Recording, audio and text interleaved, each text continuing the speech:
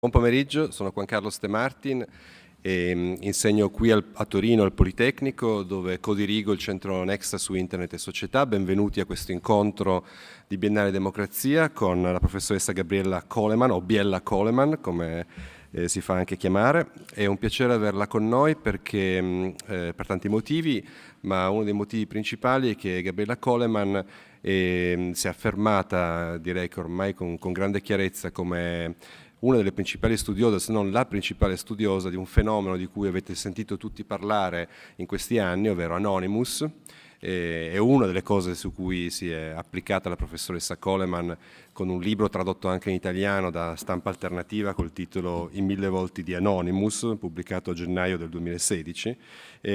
Ma più generalmente siamo contenti perché Gabriella Coleman, che si è formata come antropologa, guarda ad alcuni fenomeni della rivoluzione digitale in maniera fortemente interdisciplinare, è un primo aspetto, e un secondo aspetto è che lo fa in maniera il più possibile accessibile. Lo dice anche lei nella sua biografia sul suo sito, che ha deciso di dedicare molte energie e molto tempo, e anche la sua presenza qua lo dimostra, a rendere accessibile le sue ricerche. Due aspetti che ce la rendono particolarmente affine, perché al centro Nexa su Internet e Società cerchiamo di fare anche noi, nel nostro piccolo e sui nostri temi, qualcosa di simile. Vi dico alcune cose per presentarvela. In questo momento è Wolf Chair in Scientific and Technological Literacy alla McGill University a Montreal, in Canada, e appunto si è formata come antropologa e sta esplorando in questi ultimi anni in particolare l'intersezione tra la cultura hacker, e sentirete anche da lei qualcosa di più su questa parola che in Italia spesso viene confusa e viene attribuito un significato che non è quello corretto, con un'attenzione specifica alle implicazioni sociopolitiche di due cose principali: del movimento del software libero, di cui o open source come a volte viene chiamato, di cui avrete sentito parlare e di cui forse il frutto più famoso è il sistema operativo Linux, e questo ensemble, questo insieme di persone sparse per il globo che si autoetichettano Anonymous, che sono degli attivisti politici. E da questo punto di vista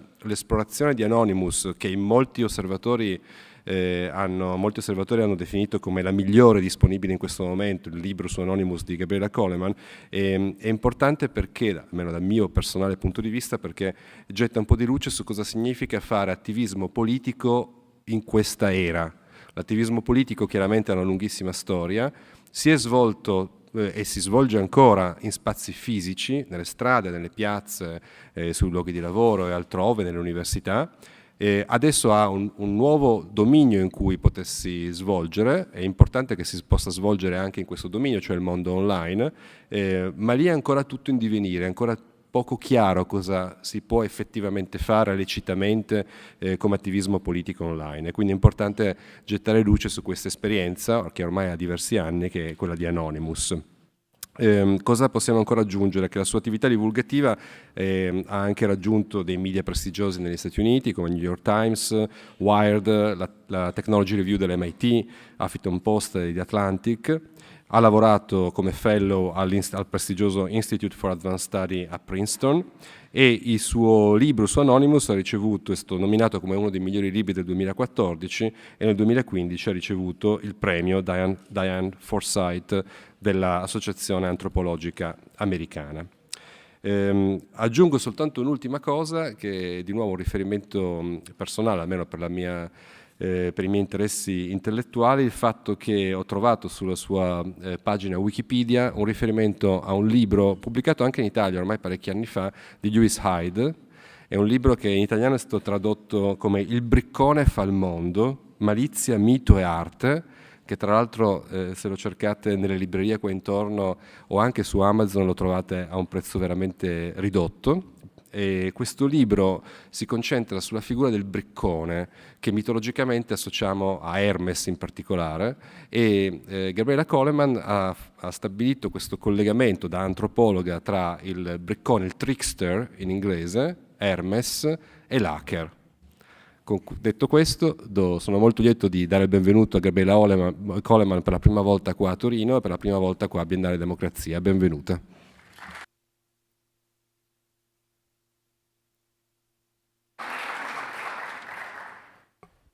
First, I'd just like to thank Juan Carlos for that great introduction, as well as everyone who has made the Biennale possible.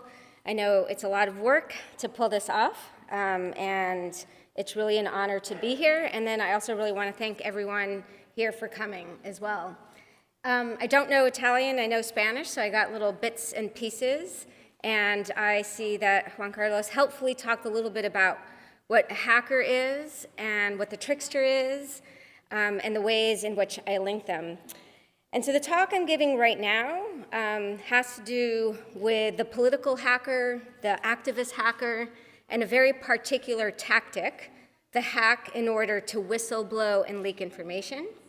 But there's so much more to hacking and politics. And at 6, along with Simona Lodri, we're going to be doing another panel on the politics of hacking and also artists who use hacking techniques and pranking techniques and techniques of trickery as well. So if you're interested in that, at 6 o'clock, we'll be having this other panel. But now I'm just going to jump in. Okay, so here in Italy, the hacktivists known as Anonymous were quite strong and popular.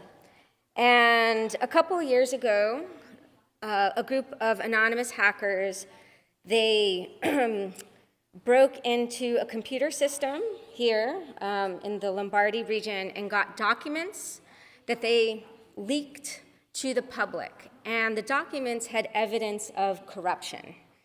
And one of the things that's quite interesting is that hackers have been hacking for fun, exploration, revenge, and sabotage for a very long time.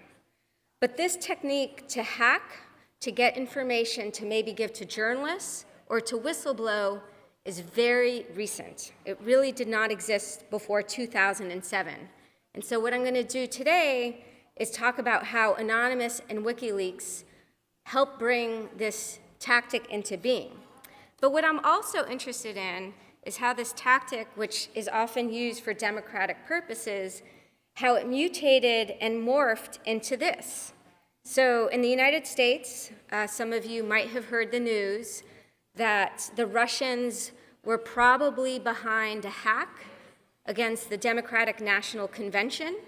The emails were given to WikiLeaks, and this was actually received in the United States as a state of emergency.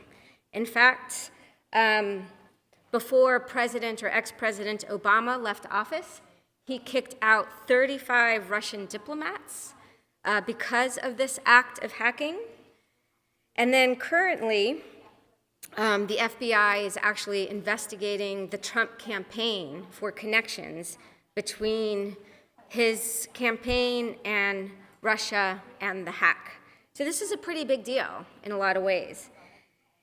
And I just find it so interesting because I think 10 to 15 years ago, no one was even considering that this tactic was imaginable in the first place.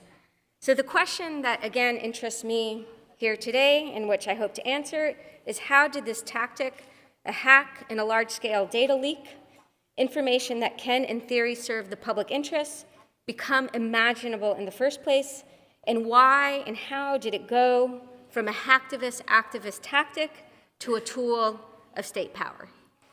And really, you cannot understand this tactic without Anonymous, the hacktivist who became very popular in 2011, and you cannot understand it without WikiLeaks, the whistleblowing organization that also became quite famous in 2010 and 11. And again, I'm going to tell you the bits of the story that get us here, but what is also very fascinating, I think, as a social scientist, is that in many ways, the tactic came into being accidentally, experimentally. Anonymous, who really, again, engendered this process, helped to bring it into being, only themselves realized its power through experimentation. They weren't really trying to bring it into being. They were doing some other things, like revenge hacking, and lo and behold, kind of discovered that this is something that could serve the public interest. Just to be clear, this tactic comes in two different forms. The hacktivist who does it, who very clearly declares, I'm doing this for political purposes. And I'm going to show you a clip of a hacker, Phineas Fisher, who has also used this tactic. It's not only being used by anonymous. And one of the reasons why I'm showing it is because it's interesting, and he also hacked an Italian company hacking team. And then now it's being used by unknown state actors like Russia. Now, just to also be clear, hackers hack for many different purposes, and many times when they hack to dump information, they do so just to get attention, but the information doesn't have any public interest information. And I'm interested in the hack that leads to leaked information that journalists can use to write stories. So now I just want to show you an example of a hacker, a hacktivist, using this tactic for political purposes. And so I'm going to show a short clip of Phineas Fisher, who wasn't part of Anonymous, but he was inspired by Anonymous. And he has struck twice against two security companies whose software is used to violate human rights in dictatorial regimes. So I'm going to show you the clip, and then I'll continue.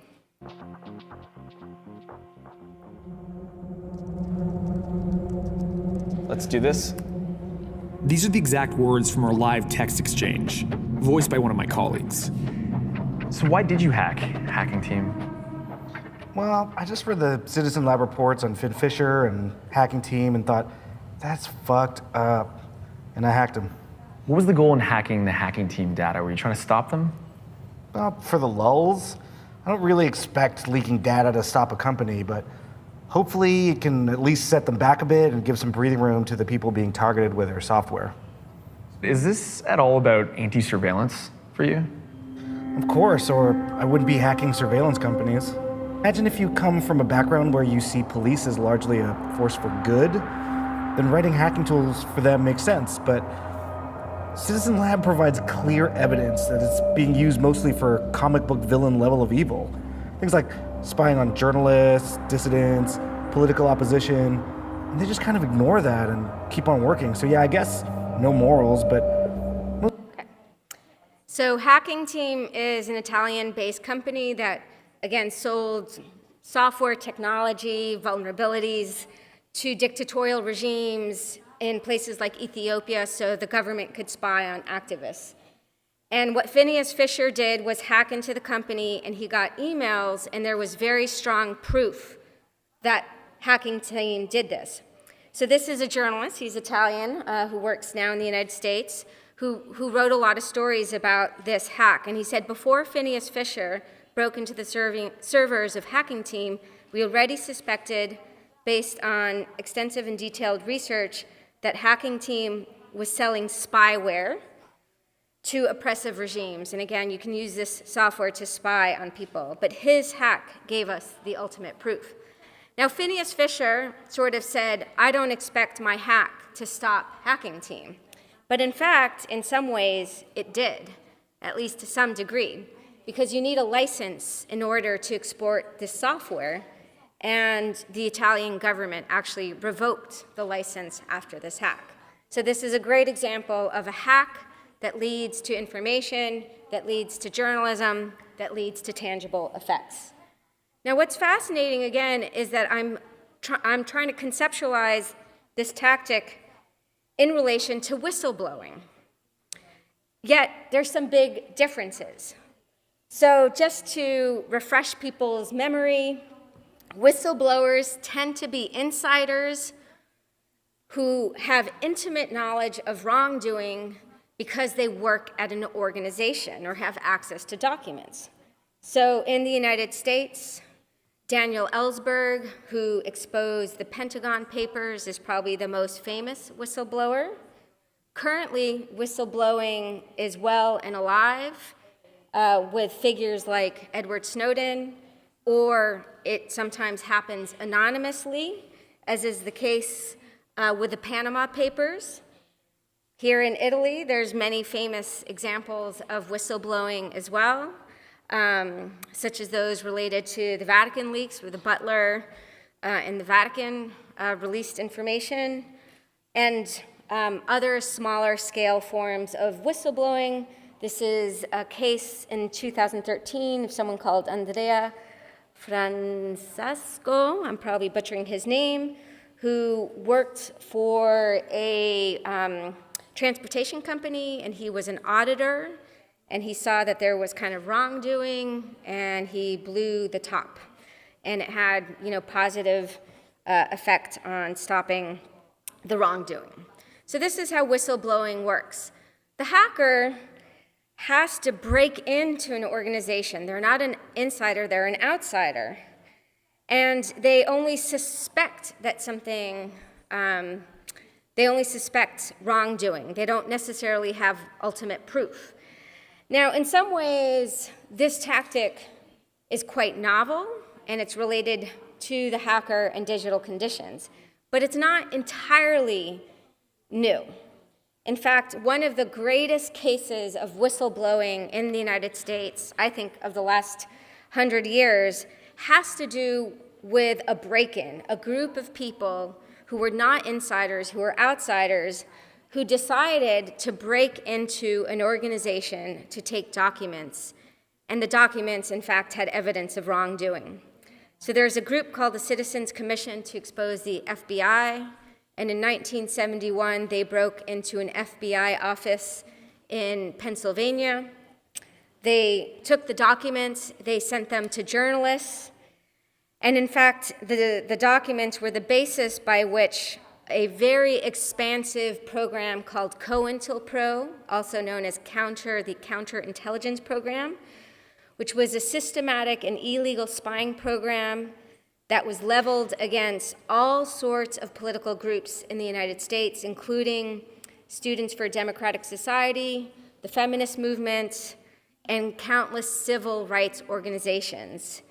And basically, COINTELPRO spread misinformation, they blackmailed activists, they took them to court over tax mishaps, and sometimes even resorted to physical violence. And so they very famously attacked radical groups like the Black Panthers, which was a Black Power movement, but they also attacked more moderate political actors such as Martin Luther King. So for example, as part of this program, they went to Martin Luther King and tried to blackmail him because they knew he was having an affair. And so they said, we're going to expose this to the press. Unless you commit, you should commit suicide. If not, we're going to expose this to the press. So this was really one of the biggest kind of programs against activists in the United States that was entirely exposed because of this break-in, which again, they didn't know what they were going to find, but they found something. But these cases are very rare, because obviously digital conditions facilitate the break-in, because you can do it, if you're a hacker, from the comfort of your home, sipping espresso while in your pajamas, and cover your tracks much more easily.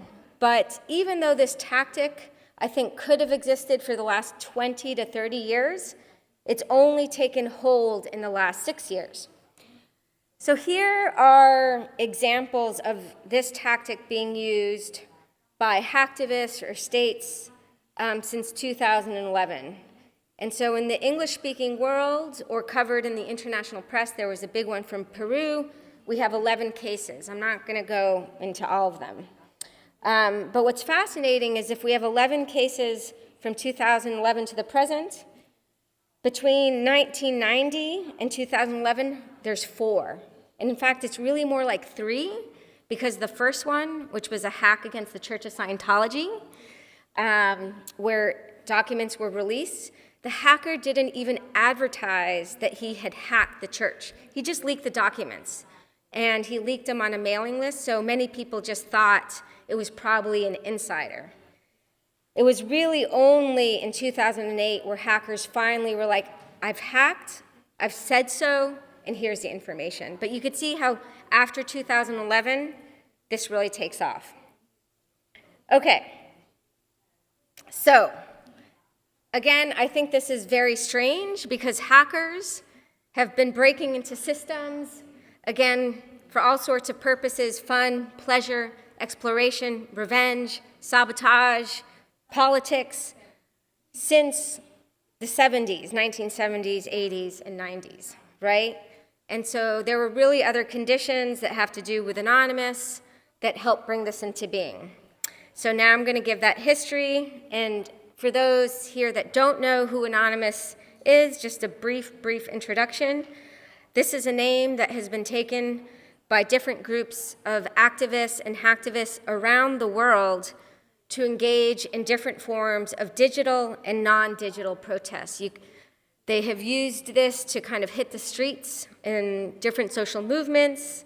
They really are located in every kind of corner of the earth, from Mexico to Italy.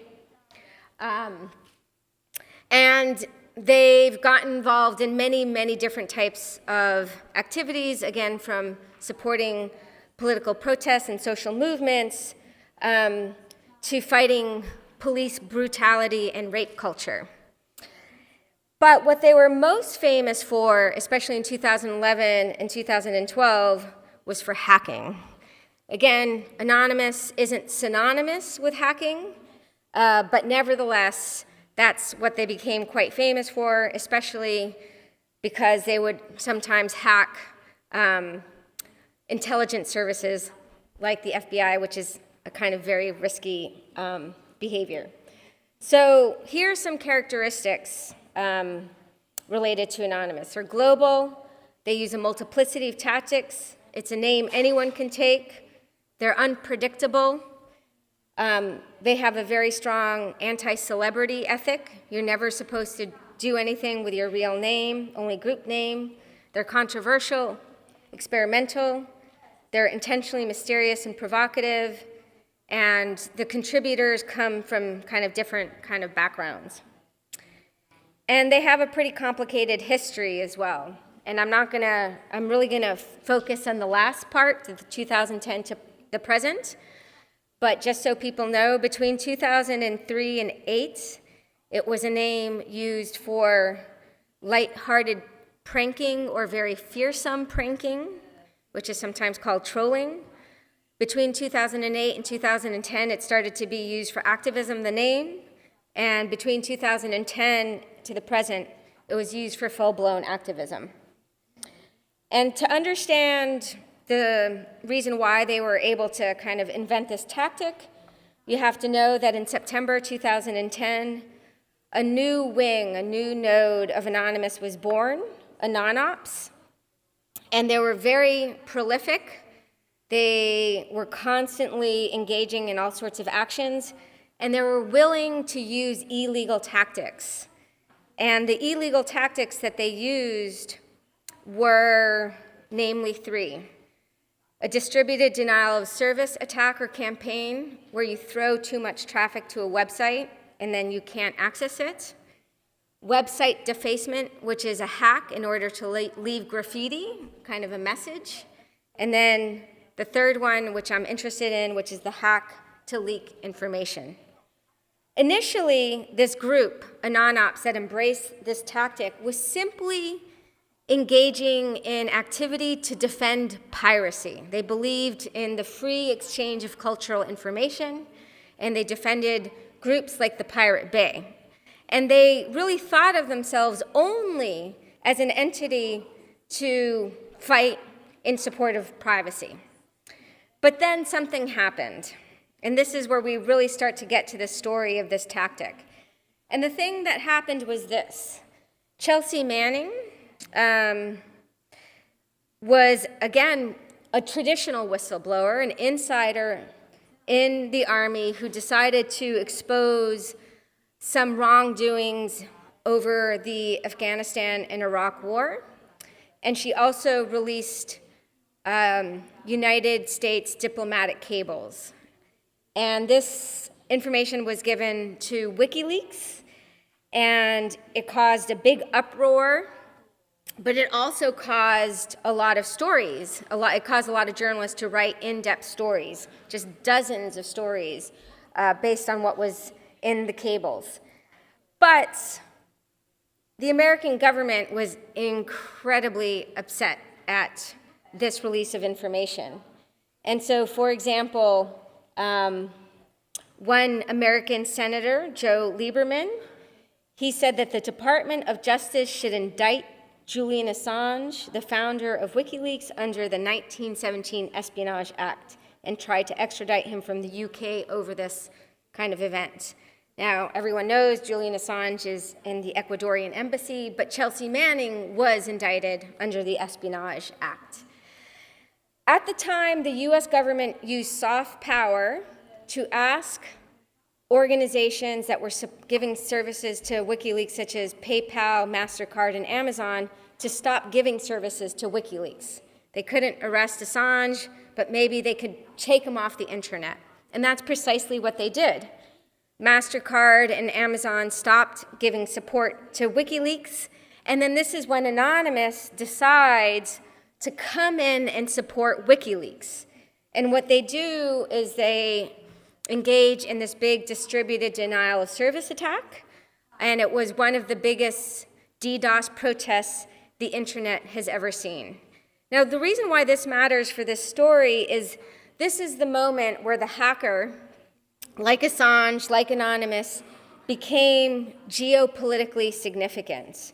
Before this period, hackers mattered a lot politically, but they weren't necessarily on the major news channels in North America and across the world, but all of a sudden hackers became a household name, and what they did also became very public and visible. And this was really important for allowing this tactic to spread once it was used. So soon after this campaign, which was December 2010, Anonymous gets involved in the Arab Spring in Tunisia, and in fact, Anonymous hackers tried to hack into the Tunisian government to get emails to leak. So they were starting to kind of get this idea, but they were not successful. They were not able to get into the email server. But a few weeks after trying to get these emails, there was a really important hack against a security company called HB Gary.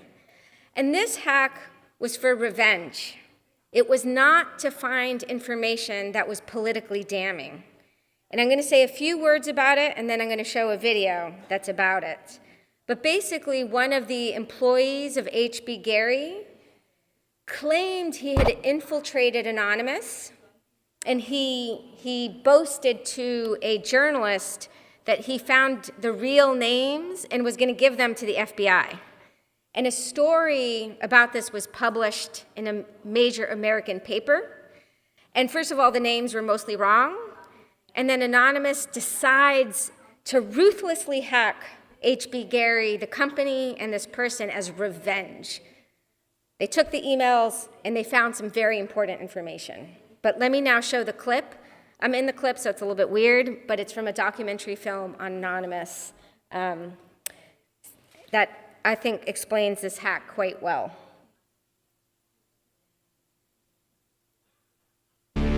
Suddenly, on February 5th, Financial Times article comes out that we all see.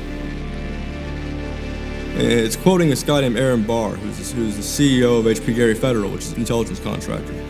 And Aaron Barr is telling this Financial Times journalist, Joseph Min, that he's been secretly monitoring the AnonOps server where all this is going on, and has done so for several weeks, and using his own custom brand of information operations techniques, has managed to identify the alleged leadership of Anonymous, including 25, quote, lieutenants, unquote. The fact of the matter is, what he told Financial Times was, everything he told them was demonstrably untrue, and very much hilariously so. Now, to put that in hacker terms, Anonymous is a hornet's nest, and Barr said, I'm gonna stick my penis in that thing.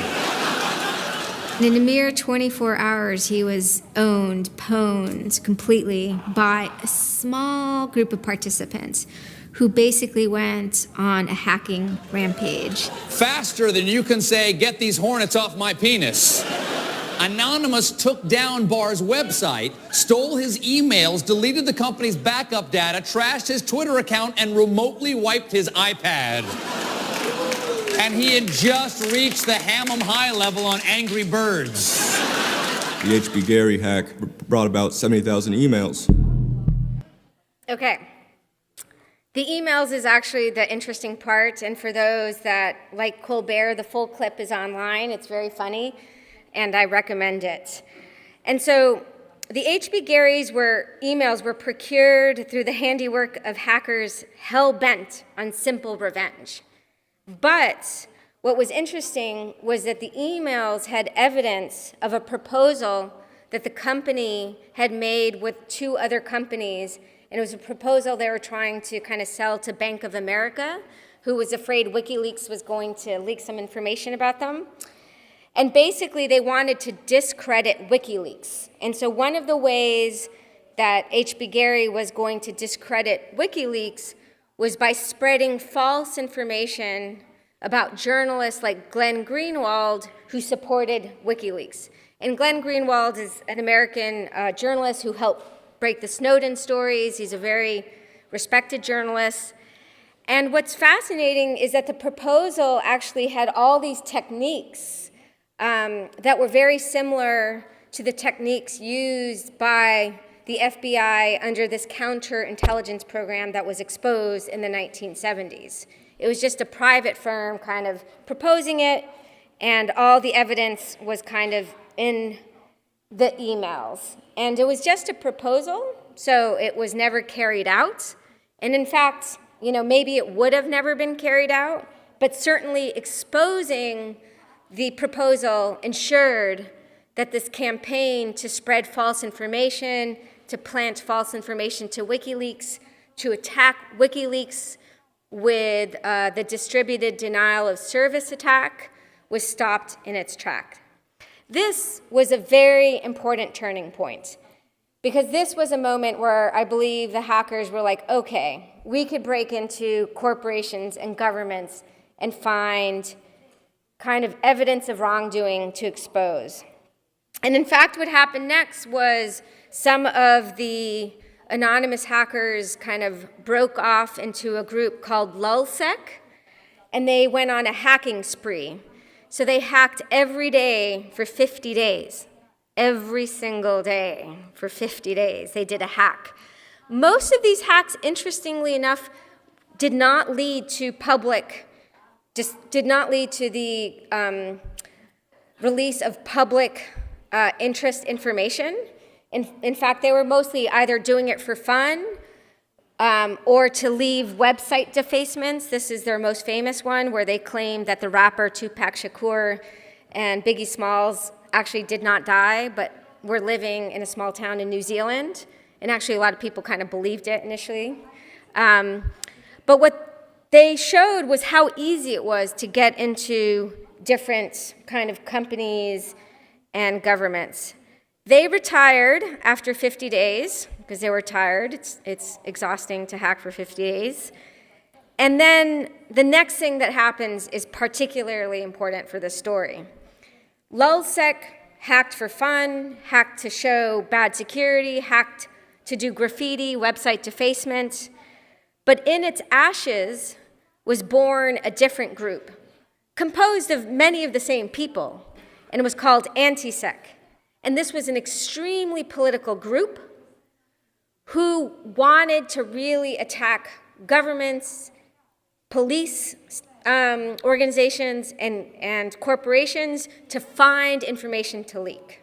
This is now when the forum is established, and you have someone by the name of Jeremy Hammond, who was a longtime activist who came out of retirement in order to kind of spearhead this group. He was eventually caught and is doing a 10-year jail sentence. Now, you can imagine when you're hacking to kind of find information, but you don't really know whether you're going to find it or whether there's damning information, you have to kind of hit a lot of different groups and search and hope you'll find something. So they hacked quite a bit over the summer of 2011 and the fall of 2011, and only found a handful of emails that exposed corporate wrongdoing. So one of the groups that they hit was Stratford, which is an intelligence firm in the United States. They gave the emails to WikiLeaks, and inside the emails was sort of evidence of corporations spying on activists that was picked up by different NGOs and nonprofits to write reports about how corporations spy on activists. Now, a lot of people were arrested in 2012 because the hackers were not very careful. And this was an interesting moment because it was an open question whether this tactic would live and die with these groups of hackers who'd kind of gone on a rampage in 2011 and 2012. And so really, soon after, there was another turning point because the tactic lived on. And in fact, 2013 and 14 were incredibly important because, first of all, hacktivists such as Phineas Fisher, who you saw already, continue to use the tactic. In Peru, Anonymous Peru got emails from the Peruvian government that were so damning that the government almost collapsed, actually. It caused a huge uproar, the information that was in the emails.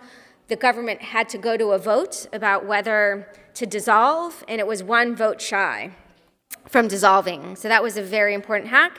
But then, in 2014, came a new kind of use of this tactic that was not used by activists, hacktivists, that kind of changed the course of how this tactic could be used. And it was a group by the name of Guardians of Peace in 2014. So in November 24th, 2014, they leaked quite a bit of information they acquired from Sony Pictures Entertainment. It included emails between employees, salary information, unreleased Sony films, and personal information about Sony Picture employees and their families. Now, what's fascinating about this case was that initially Guardians of Peace sort of threatened Sony and said, hey, if you don't give us money, we're going to release all this data. And Sony did not cave in to their request. They went ahead and released all this stuff.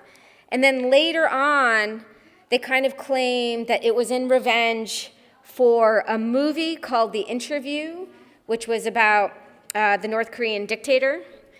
And they said it was basically an unfavorable representation of Kim Jong, and this is why they did it. Now, this was an interesting case because the US government said it was North Korea. A lot of security professionals said, well, we don't really have good evidence. Maybe it was the North Korean government. From my perspective, we don't know, but it doesn't matter. The important part about this hack was that it showed that a government could engage in this sort of behavior. It could take information and release it for a show of might in order to cause confusion. And basically, this is why it mattered so much, even if we didn't know or we don't know who did it. So basically, now we have these two divergent forms because it looks like, again, the Russians were behind the Democratic National Convention hack. And because of the fact that there's these two divergent forms, there's many kind of implications. So to wrap up, because I know people have questions, I just want to talk a little bit about the implications of the story I told you. Like, so what? Why does it matter to know how this tactic came into being? And why does it matter that there's these different avenues by which they are executed? One by hacktivists and one by kind of mysterious, unknown actors, possibly state actors. Well, first of all, I think one lesson has to do with the fact that something which seems so obvious now. You know, I think we're all like, oh yeah, there's another hack, dump of information, and a bunch of stories that get written. It was not obvious. It took a lot of kind of, not work, but it took a lot of visibility to bring it into being. And one of the reasons why Anonymous was able to not do it, but simply put the idea out there was that they were very good at getting media attention. And they were very dramatic, they were very performative, and I think the reason why this tactic got picked up was they were so good at getting the attention needed to have, you know, hundreds of journalists write stories about them, which then seeded the idea more generally. And I like this quote, "Spectacle must be staged in order to dramatize the unseen and expose associations elusive to the eye." So that was very kind of necessary to get that out there. Another kind of implication has to do with something I'm calling the fog of hacking. So there's a terminology in English called the fog of war, which is the uncertainty and situational awareness experienced by participants in military operations. And, you know, it seeks to capture the uncertainty of your adversary's capabilities, their intent during an engagement, operation, or campaign. And I think that, you know, now hacking and leaking is going to be used as this kind of act of war to seed confusion and fog. And attribution is a very, very, very tricky business. So hackers can be very, very good at covering their tracks or making it seem like a hack was done by something else. And currently, again, there's a lot of consensus in the security community that Russia was behind this hack. But what I think we're going to be seeing in the future is better execution of these tactics, so it'll be more uncertain, and the fog of hacking is going to get thicker in the next, decade or so. Now, just to finish, another kind of implication, and there's a lot of debates over this. Did the documents acquired by hacking, or let's just say procured by whistleblowing but dumped indiscriminately, contain information in the public interest? There's a lot of people who debate this, who sort of say, no, this is good for democracy, no, this is an emergency for democracy, right? It's kind of all over the place. And, as an anthropologist, I'm more interested in how it came into being and what forces kind of support it. I also think it's a fact that it's gonna be here. We could debate all we want about the ethics, and that's a good thing to do, but that's not gonna stop anyone from doing it. And actually, I think it really depends. I think it really depends on the material, and it's very contextual, and one can't make a kind of wholesale pronouncement about them. And, a hack like this can also be used for misinformation, but it could also be used to do good journalism. And this person, Mustafa al-Bassam, is actually one of the anonymous hackers who helped bring into being this tactic. He also was a founder of LulzSec, and he was arrested, and now he's studying cryptography and getting a PhD in that in University College London, and comments on this stuff. But precisely, it's the journalists who are the arbiters in these debates based on what they do. And let's just say from the Democratic National Convention hacks, I think you had some pretty gossipy, useless, lowbrow stories that even very, very reputable places like the Washington Post decided to write about. But there was also some substantial stories as well that I think were important, such as the close alignment between the Hillary campaign and certain journalistic organizations. So there's a lot to kind of think through in terms of the implications of these hacks, but hopefully now there's enough of an overview so that we can discuss them or anything related to hacktivism and the internet. So thank you very much for listening, and I'm happy to take any questions.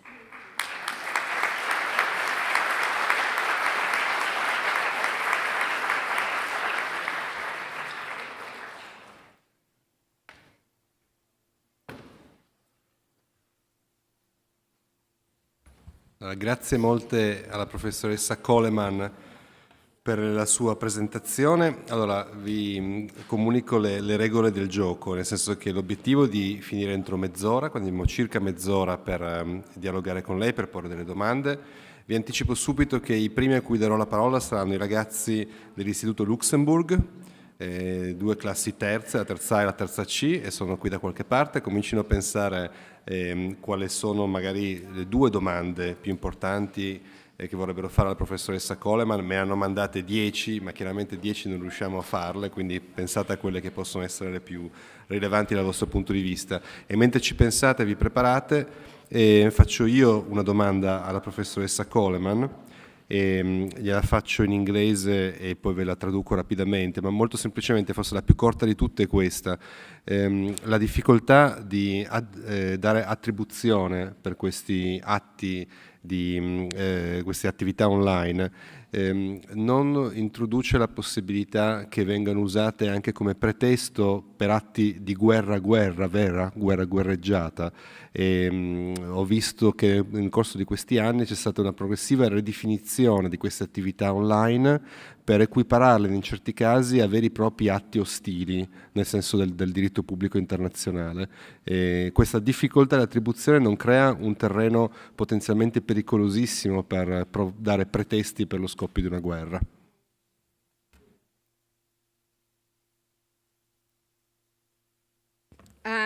So yeah, absolutely. I think that is what is so interesting and disturbing about the story, is that you had this period of time between 2011 and 14 where the tactic was used in a pretty straightforward way. You know, there was, of course, anonymous is anonymous, and they want to protect themselves, and so they don't reveal their identity. But nevertheless, as an activist group, they were stable, they existed through time, they published manifestos. There was a kind of consistency and transparency, weirdly enough, even though they were anonymous, to their actions, where you can kind of trust what they were saying. And then precisely in 2014, with the Guardians of Peace, it was very clear that, wow, wait a minute, this tactic can be used in this kind of problematic way, right? But 2 things, first of all. I mean, I think it is interesting to think about how, I mean, obviously with Sony Pictures, it was a very damaging act because, you know, their intellectual property is exposed to the world, right? It's an act of sabotage. And it is certainly the case that that has been going on for a while with hackers, but quietly. For example, China very famously is supposed to have hacked all sorts of American and probably European companies to steal their intellectual property. But this has now become a public thing, right? And that, again, I think was introduced not intentionally, but kind of inadvertently by hacktivists, right? And they were experimenting, like, what if we do this now in a very public way, where we also give emails to the world that journalists will want to write about, right? And so then the question is, you know, can you stop the journalists from writing and writing over these emails? And I think it's very difficult to do so. I think in the case of the DNC hack is a more interesting one because there wasn't like massive sabotage. It was just the emails, and no one ever questioned their veracity. I think in the future you're going to have better campaigns where there is actually misinformation in there. And I think that then is going to percolate beyond this world so that when an activist does it legitimately, there's going to be a lot of confusion as to, well, is there true information or false information? So in some ways, maybe this tactic will only be used by powerful state actors in the future because of, you know, that weird thing that just happened, right? I think that's a very big possibility. I think another possibility, too, is that security will get better. You know, I think it was Chris Sagoyan who once mentioned, you know, why aren't there like Secret Service equivalents Secret Service are like the bodyguards for the president. Why isn't there that equivalent for politicians and their information? And we might move to a world precisely in another, 10, 20, 25 years where people are so careful with what they write down, they have such good security that in fact this tactic, which is being used liberally right now, might be kind of an extinct form.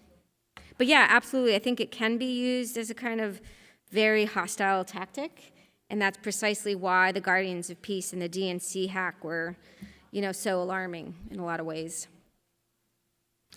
Benissimo, grazie per questa risposta. Siete pronti, ragazzi del Luxembourg? Innanzitutto ci siete?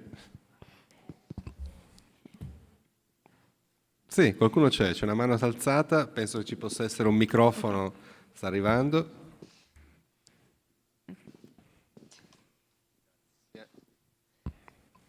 Funziona, sì. Allora, è più importante la sicurezza o la privacy? Questi due diritti entrano spesso in conflitto tra di loro, quindi com'è che si può trovare un equilibrio? Okay, volete fare anche la seconda, così Anche ci l'altra, pensa entrambe le cose? Chi è che ha creato il deep web e per quale motivo?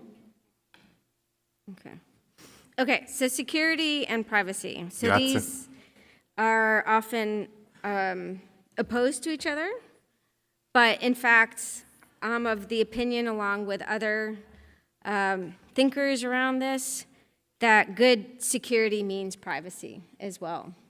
And so there may be, there's obviously a type of security which is over threats to terrorism, but then there's also the security that comes from having good security online, so your identity isn't stolen, so you are not harassed indefinitely by your harassers. And in fact, while terrorism is actually a thing and it's important for intelligence organizations to do something about it, and they have enormous resources to do something about it. I mean, that's the thing.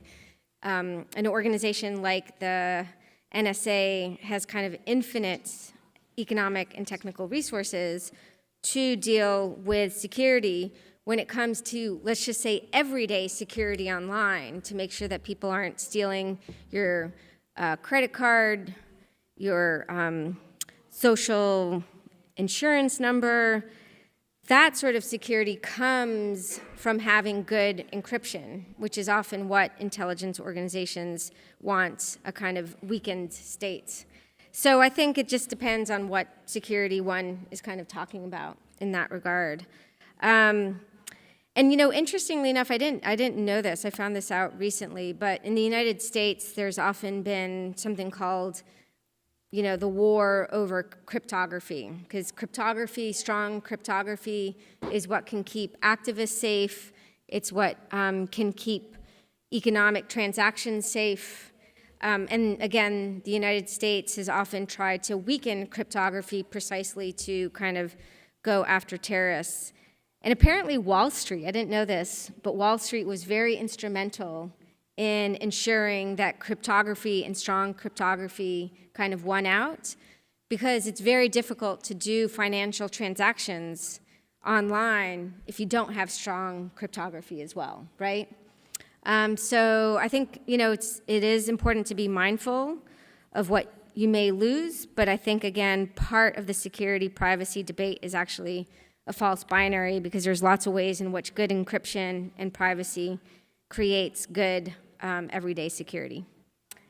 In terms of the deep web and the dark web, the dark web is often, I think of it as a kind of like metaphor to scare people. And, it kind of refers to places online that cannot be indexed or searched by Google, and or also places online where people are using encryption tools and anonymity tools, such as Tor. Tor helps kind of anonymize you online. And people use these tools both for purposes like, being able to connect to web pages that are blocked, and to get information outside of zones like in Iran, so for human rights purposes, but it's also used to allow people to create illegal drug markets, right? And so that's often when a journalist refers to the dark web, it's often in a very negative sense. But the deep web or the dark web just refers to kind of places that are either not searchable or easily found online, and often are protected by forms of encryption and other anonymity tools. Benissimo, se i ragazzi sono contenti con queste prime due domande, io aprirei un po' di spazio anche per il resto del pubblico, in particolare forse potremmo raccogliere 2 o 3 domande e poi far rispondere alla professoressa Coleman. C'è un microfono a disposizione, per cui chi volesse alzi la mano. Buongiorno. Come si può garantire che le informazioni rubate o prese da qualche account importante siano in realtà vere? Cioè l'identità di chi ruba queste informazioni è già anonima per l'appunto, ma come facciamo a essere sicuri che le informazioni poi siano anche vere e non invece contraffatte? Grazie. Yeah. Okay. Did you let them know? Should I answer or wait? No, let's collect another Okay. Okay. So. Buongiorno, sono rimasto molto colpito dalla notizia secondo la quale in Olanda durante le elezioni olandesi hanno fatto gli scrutini a mano per paura di ingerenze sulle votazioni. Ma non è un grossissimo salto qualitativo questo dal punto di vista dell'hack vero e proprio? Io sono abituato a vedere l'hack come o un attacco DOS o un'acquisizione di informazioni. Andare a modificare delle informazioni trovo che sia una grossa scalino. Ok, ancora un'ultima domanda, se c'è, altrimenti cominciamo a rispondere subito a queste 2. Prossima domanda là.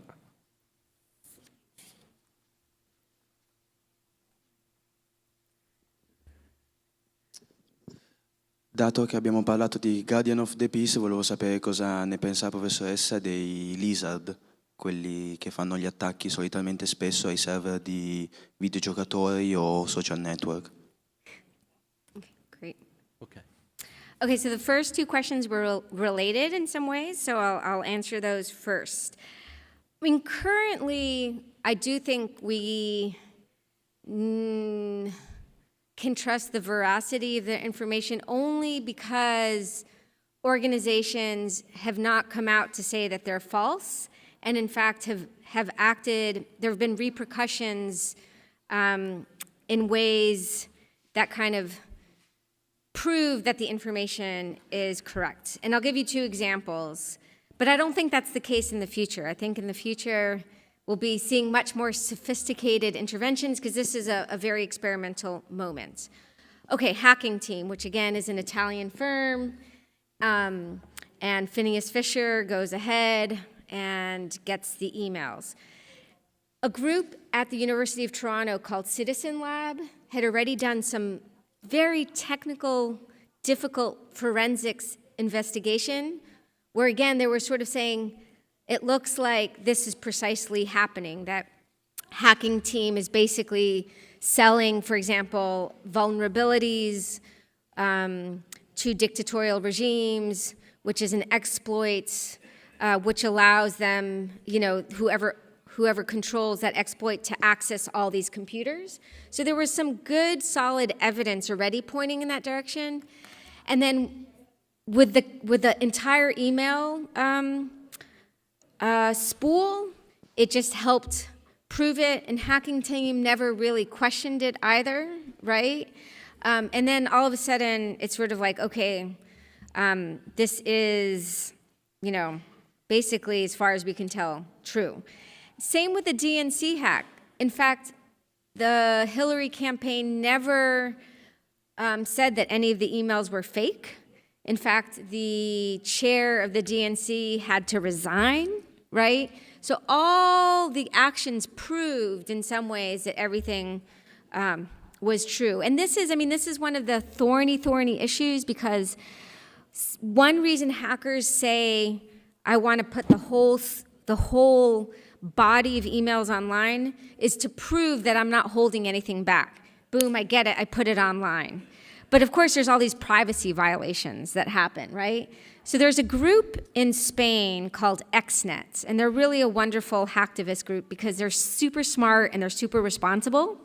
And so they were given a email body from a bunch of banks in Spain, probably not acquired through a hack, just an insider who then dropped it in one of their encrypted drop boxes. And what they did was very smart. They're like, okay, we're not going to publish all the emails because there's all these workers whose lives are going to be exposed, and they had nothing to do with the bank corruption. So what did they do?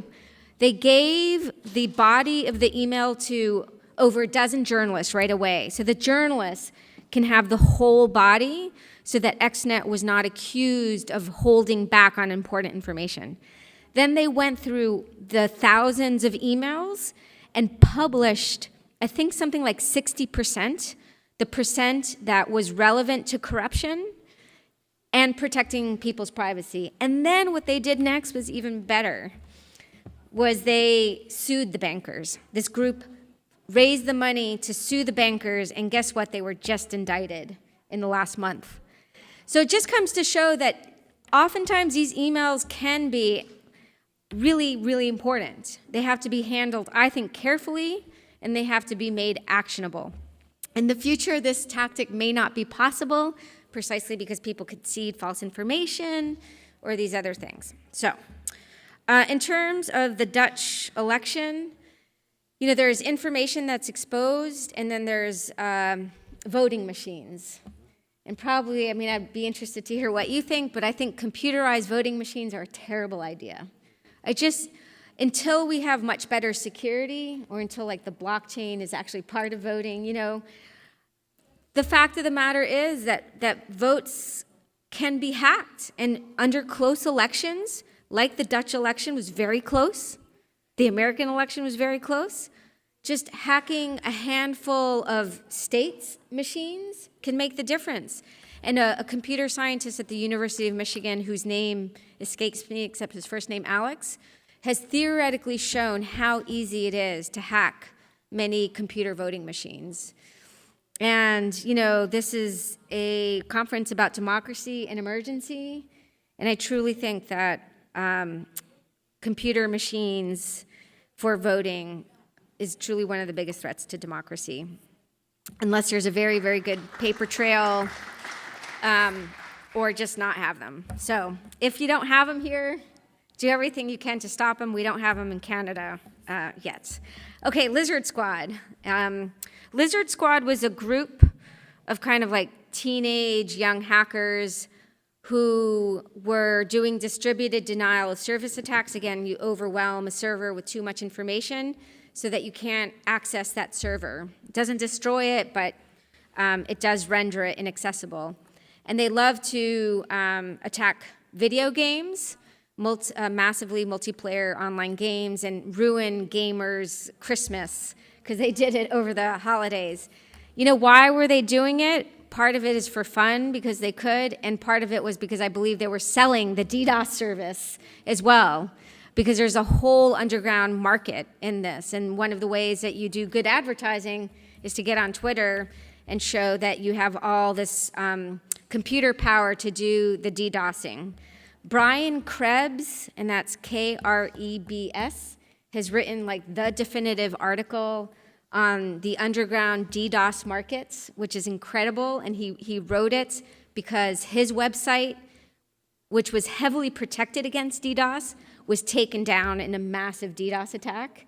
And then he just went after these people and did research for months and months and infiltrated their forums and exposed everything. It's kind of an incredible story, and you know, helped kind of get people arrested. But a number of the Lizard Squad people were arrested as well. And you know, they are not really doing it for politics, and they're sort of doing it to kind of show off and as a kind of like very, very visible business card out there. Benissimo, abbiamo ancora qualche minuto. C'è qualcuno che ha domande, altrimenti ne prendo una delle mie, prego. Aspetti che arrivi il microfono.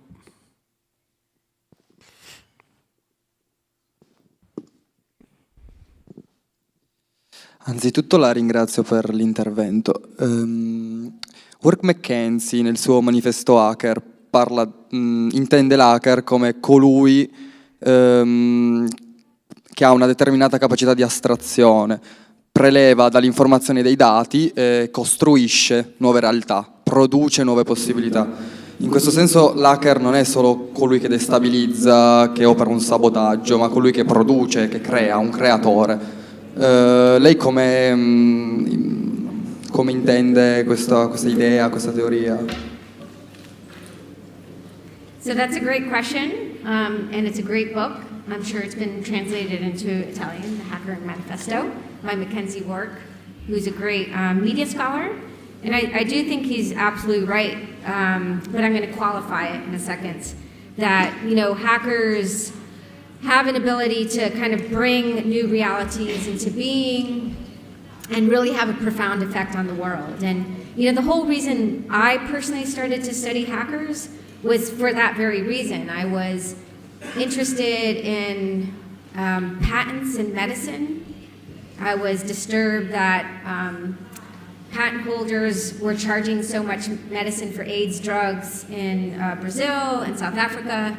And I was then amazed to learn that hackers had reinvented the law to question copyrights and patents by making an alternative license called the copyleft. And this is part of the free software movement. And I was just blown away that a bunch of kind of nerdy engineers decided to do what, Juan Carlos' profession did, which is deal with the law, right? And I was like, wow, this is kind of mind-blowing. Why would they do this? And that's how I got in. But I think the qualification is important, which is this. Many hackers have precisely created alternatives and have fought politically. But it's also the case that it's very lucrative to be a hacker, and you can make a lot of money. And it's, these things aren't necessarily opposed, but they can be opposed. And I find it very, very fascinating that a group of people who are very economically privileged decide to engage in politics, especially high-risk politics, such as whistleblowing or hacking, in what seems to be like higher numbers than most other professionals. So when lawyers are political, they run for political office, Doctors in the United States have to pay off their medical bills, so, you're not going to become political. Academics, we just write about politics, right? Whereas hackers are doing politics in a very active way, and that's weird. I mean, that's weird if you think about how privileged they are. And so I've actually thought a lot about this, and I've written a paper to try to explain why this is so. And if you go to my Twitter handle, you'll see that article be the first one. I'm not going to recite the article, but I will say this. Hackers partially have been able to, or hackers are willing to engage in politics for many different reasons. And it's complicated. But one really important foundation is that they have spaces independent of corporations and universities where they congregate. These spaces are chat rooms online that they build themselves.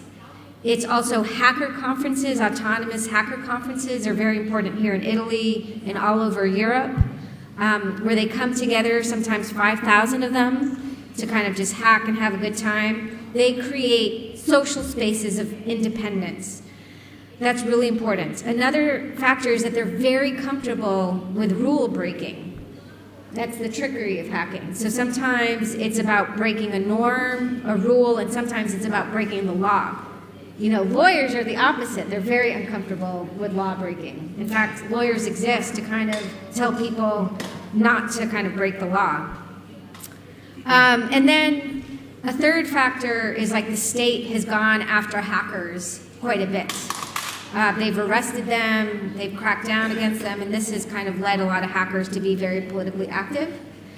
But I think these conditions that help explain why the hacker is very political may not exist in 25 years, especially if, and this is where I'll finish, if any of you have been to Silicon Valley or San Francisco, there's a very strong culture of entrepreneurship where the hacker figure is really important.